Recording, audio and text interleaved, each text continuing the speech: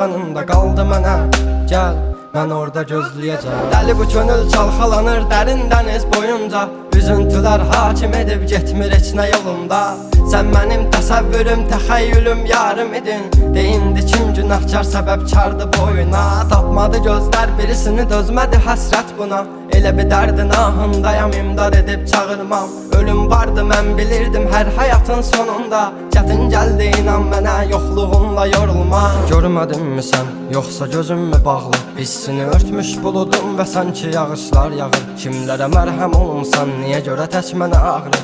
O vaxt cavabinlə indi özgə yarasını sarmır. Danışma sus buna qəlbim, soruşma yarın alını. Çəkəcəm beynimə bir mərmini, qoy təkrarlamasın. O səsin qulaqlarından silinmir illərdir inan. Bu da bir susqunluqdan ibarət, qoy darıxmasın. Dözməyəcəm, çəkəcəm silahı başıma bir mərmiyə. Ölməyəcəm yarın ha.